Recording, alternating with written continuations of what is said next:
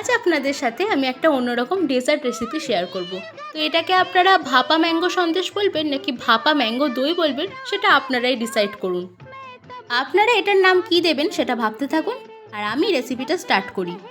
এখানে আমি 2 packet red কাওয়ের টক দই নিয়ে নিয়েছি। এবার একটা ভালো কাপড়ে টক দইটা দিয়ে ভারী কিছু জিনিস দিয়ে 15 মিনিট এইভাবেই রেখে দেবো যাতে টক দই থেকে সব জল চলে যায়।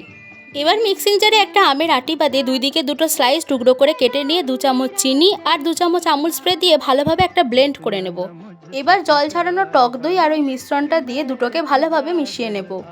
এবার যে পাত্রে এটা স্টিম হতে দেবো সেটাতে একটু ঘি বুলিয়ে নিলাম। এবার ওপর থেকে একটা গোল করে কাগজ কেটে রেখেছিলাম সেটা দিয়ে কাগজটার ওপরেও ঘি বোলালাম। এবার মিশ্রণটা ঢেলে দিয়ে কড়াইয়ের মধ্যে জল দিয়ে একটা স্ট্যান্ড বসিয়ে দিয়ে চাপা দিয়ে 20 মিনিট মতো স্টিম হতে দেবো।